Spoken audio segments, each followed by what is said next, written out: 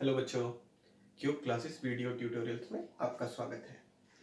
आज का हमारा टॉपिक है कंडक्टिविटी एंड मोलर कंडक्टिविटी।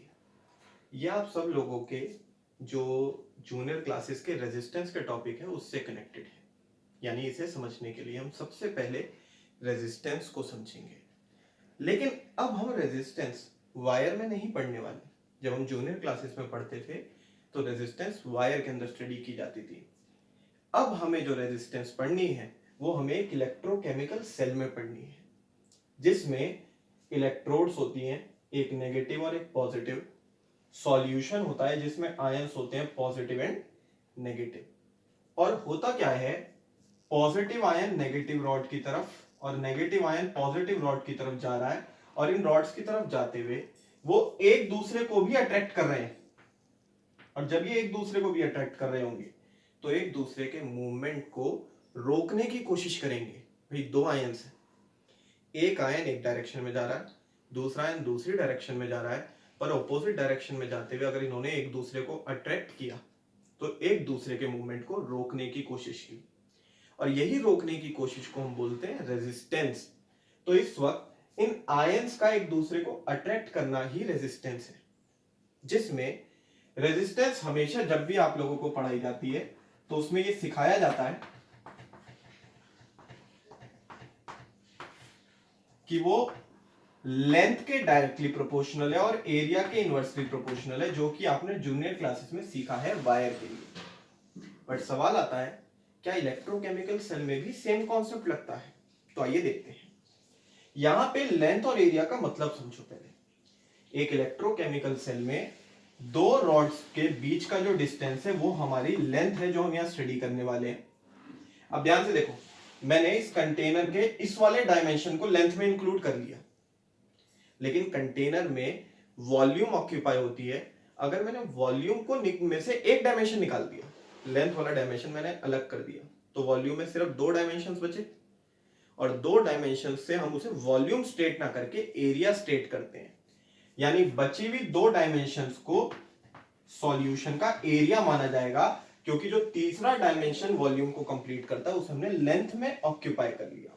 तो अब ध्यान से देखो, ये हमारा एरिया है और दो रॉड्स के बीच की लेंथ हम यहां पे एक डायमेंशन सेपरेट डायमेंशन की फॉर्म में स्टडी करने वाले हैं। तो अब यहां पे इन आयंस का बिहेवियर लेंथ और एरिया में क्या होगा, इस चीज को समझते हैं। देखो, दो रॉड्स हैं, दोनों को मैं दूर करता जा रहा हूं। जैसे ही मैं रॉड्स को दूर करूंगा उनके बीच की लेंथ बढ़ेगी, और आयंस को इस लेंथ को कवर करना है। जितनी ज्यादा लेंथ होगी उतना ही ज्यादा आयंस को एक दूसरे को अट्रैक्ट करने का टाइम मिलेगा, मौका मिलेगा। यानी रेजिस्टेंस बढ़ जाएगी, क्योंकि जब आयंस ज्यादा डिस्टेंस कवर अप करते हुए एक दूसरे को अट्रैक्ट कर रहे होंगे तो उस अट्रैक्टिव फोर्स की वजह से वो ज्यादा स्लो होंगे, और अगर वो ज्यादा स्लो होंगे तो ज्यादा रेजिस्टेंस, यानी रेजिस्टेंस लेंथ के डायरेक्टली प्रोपोर्शनल होती है एक इलेक्ट्रोकेमिकल सेल में भी। और वहीं अगर मैं इस एरिया को बढ़ा दूं तो ये जो आयंस है ये भी पास पास है। एरिया बढ़ाने से हो सकता है आयंस को ज्यादा गैप मिल जाए। जितना ज्यादा गैप उतना कम अट्रैक्शन, क्योंकि आयंस जितना दूर होंगे उतना एक दूसरे को वीकली अट्रैक्ट करेंगे, और अट्रैक्टिव फोर्स वीक होगी तो रेजिस्टेंस भी वीक होगी, यानी एरिया के इनवर्सली प्रोपोर्शनल। तो ये वाला कॉन्सेप्ट इलेक्ट्रोकेमिकल सेल पे भी काम करता है। जब हम इन दोनों इक्वेशंस को कंबाइन करते थे तो रेजिस्टेंस प्रोपोर्शनल आती थी लेंथ अपॉन एरिया के, जिसमें प्रोपोर्शनैलिटी का साइन हटा के कांस्टेंट आता था रो। इसे हम बुलाते थे रेजिस्टिविटी। ये है रेजिस्टिविटी, जिसमें अब हम यहां पे इलेक्ट्रोकेमिकल सेल के लिए जो फॉर्मूला यूज करने वाले हैं, देखो उसमें क्या करेंगे। आप इस रेजिस्टिविटी को राइट साइड से हटा के लेफ्ट साइड ले आओ, तो रेजिस्टिविटी लेफ्ट साइड नीचे आ जाएगी। उसी तरीके से रेजिस्टेंस को लेफ्ट साइड से हटा के राइट साइड ले जाओ, रेजिस्टेंस भी नीचे आ जाएगी, यानी ये दोनों इनवर्स में हो गए। और इन दोनों की शिफ्टिंग के बाद राइट साइड बचा लेंथ अपॉन एरिया, जिसमें रेजिस्टिविटी के इनवर्स को कंडक्टिविटी बुलाते हैं। तो हम यहां जो कंडक्टिविटी डिफाइन करने वाले हैं वो कंडक्टिविटी है एक्चुअल में इनवर्स ऑफ रेजिस्टिविटी। कोई आपसे कंडक्टिविटी की डेफिनेशन पूछे तो सिर्फ इतना ही लिखना है, it is the inverse of resistivity, सिर्फ इतनी ही डेफिनेशन है। आगे देखिए, रेजिस्टेंस के इनवर्स को कंडक्टेंस बोलते हैं और कंडक्टेंस का सिंबल होता है जी। लेंथ और एरिया एक सेल के कंटेनर के डायमेंशन है जो कभी बदलेंगे नहीं जब तक हम कंटेनर ना बदलें। यानी एक कंटेनर में लेंथ और एरिया फिक्स रहेंगे तो हम ये कह सकते हैं कि लेंथ और एरिया सेल में हमेशा कांस्टेंट रहते हैं। और अगर वो हमेशा सेल में कांस्टेंट लेते हैं तो लेंथ और एरिया की रेशियो को जी स्टार से रिप्रेजेंट करा और इसे नाम दिया सेल कांस्टेंट। इसे हमने नाम दिया है सेल कांस्टेंट। तो K है conductivity inverse of resistivity, G है conductance inverse of resistance, G star है cell constant length upon area. जिसमें अगर कोई मुझसे कंडक्टिविटी की यूनिट पूछे तो यूनिट क्या होगी, तो देखो सबसे पहले रेजिस्टेंस की यूनिट पे आते हैं। रेजिस्टेंस की यूनिट होती है ओम और इसका इनवर्स करके कंडक्टेंस आया, कंडक्टेंस की यूनिट हो जाएगी ओम इनवर्स, कंडक्टेंस की यूनिट हो जाएगी ओम इनवर्स। और ओम इनवर्स को साइमन सिंबल से एस से भी रिप्रेजेंट करते हैं।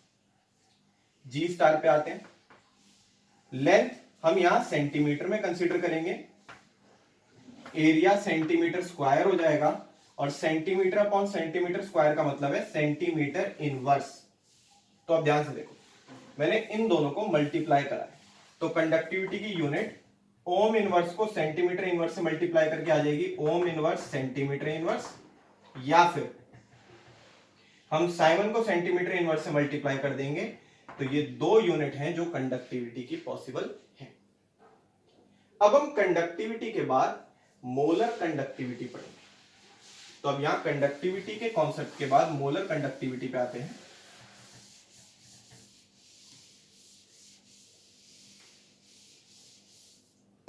तो अब देखिए मोलर कंडक्टिविटी का क्या मतलब होता है। हम यहां पे अगर मोलर कंडक्टिविटी को डिफाइन करें, it is defined as the conducting power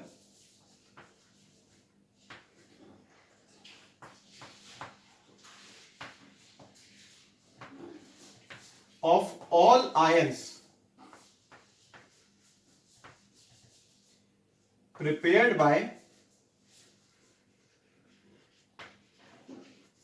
dissolving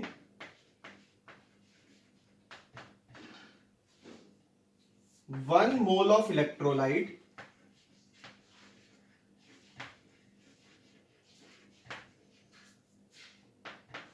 in solution।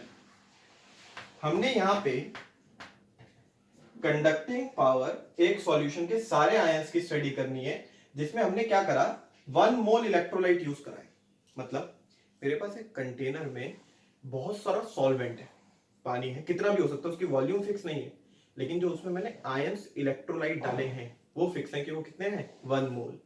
तो हमने यहाँ पे सॉल्ट को फिक्स करा है लेकिन वॉल्यूम फिक्स नहीं करी, और वॉल्यूम फिक्स नहीं करी तो वॉल्यूम के बदलने से मोलैरिटी बदलेगी, और मोलैरिटी के बदलने से ये जो कंडक्टिंग पावर है ये बदलेगी, और ऐसी कंडक्टिविटी को हमने नाम दिया मोलर कंडक्टिविटी। ऐसी कंडक्टिविटी जो मोलैरिटी पे डिपेंड करती है। इसका सिंबल होता है लैम्डा एम। यहां लैम्डा सिंबल इस तरीके से यूज करना है, आप लोगों को ये ध्यान रखना है। आप सब लोगों ने लैम्डा सिंबल इस तरीके से पढ़ा होगा, लेकिन इसके अलावा ये भी पॉसिबल है, लैंग्वेजेस का फर्क है, और हम जो यहां पे यूज करने वाले हैं वो ये सिंबल है। Lambda M will be equal to conductivity into volume of solution. हम यहां पे जितना भी सॉल्यूशन ले रहे हैं उसकी टोटल वॉल्यूम की कितनी कंडक्टिविटी है उससे हमें मोलर कंडक्टिविटी मिल जाएगी, जिसमें कंडक्टिविटी निकालने का फॉर्मूला अभी अभी हमने सीखा G इंटू जी स्टार। अब हम यहां पे वॉल्यूम को मोलैरिटी के रिस्पेक्ट में कन्वर्ट करने वाले हैं। आप सभी लोगों को मोलैरिटी का फॉर्मूला ये सिखाया गया है, number of moles of solute upon volume of solution. हम यहां पे जब मोल्स ऑफ सॉल्यूट को वॉल्यूम ऑफ सॉल्यूशन में स्टडी करते हैं तो वो मोलैरिटी होती है, जिसमें अगर वॉल्यूम ml में दे रखी होगी तो ऊपर 1000 आएगा, और हमने यहां वॉल्यूम ml में ही कंसीडर करी है जो हमें क्वेश्चंस में वॉल्यूम दी होगी वो ml में ही दी होगी। तो हम ml वाला ही फॉर्मूला कंसीडर करते हैं, क्योंकि मोलैरिटी लीटर में आनी चाहिए मोल पर लीटर, तो ml को 1000 से डिवाइड करा, ऐसे आंसर हमारा लीटर में ही आएगा। अब देखिए हमने जो हमारा सॉल्यूट है उसके मोल्स फिक्स कर दिए 1। अब मोलैरिटी 1 इंटू 1000 अपॉन वॉल्यूम हो गई, जिसमें वॉल्यूम और मोलैरिटी की अगर जगह इंटरचेंज की जाए तो volume will be equal to 1000 upon molarity हो जाएगा। अब हम यहां पे वॉल्यूम की जगह ये वाली इक्वेशन रख देंगे, तो ये हमारी फर्स्ट इक्वेशन थी, ये हमारी सेकंड इक्वेशन है। फ्रॉम फर्स्ट एंड सेकंड, अब लैम्डा m यानी हमारी मोलर कंडक्टिविटी कंडक्टिविटी के बराबर है, जिसमें हम मल्टीप्लाई करते हैं वॉल्यूम, और वॉल्यूम की जगह रख सकते हैं 1000 अपॉन मोलैरिटी। तो आपको कभी भी मोलर कंडक्टिविटी कैलकुलेट करनी हो तो क्या करना होगा, conductivity into 1000 upon molarity. Question में मोलैरिटी गिवन होगी, रही बात कंडक्टिविटी की, डायरेक्टली गिवन है, बहुत बढ़िया। नहीं गिवन तो कैसे निकालना है, इसे अभी हमने इस क्लास की स्टार्टिंग में सीखा था। अच्छा, यहां पे मोलर कंडक्टिविटी की यूनिट भी इंपॉर्टेंट है। यूनिट याद रखना, मोलर कंडक्टिविटी की होती है ohm inverse centimetre square mole inverse. ये यूनिट है लैम्डा m मोलर कंडक्टिविटी की। ये हमारा आज की क्लास का कॉन्सेप्ट था।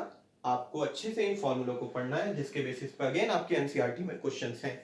दो एग्जांपल्स हैं, एग्जांपल 4 एंड 5, और 2 बैक एक्सरसाइज क्वेश्चन है, क्वेश्चन 8 एंड 9, जो इसी कॉन्सेप्ट के बेसिस पे हैं। दोनों ही फॉर्मूले एक साथ कनेक्ट करते हुए इन्हें करें।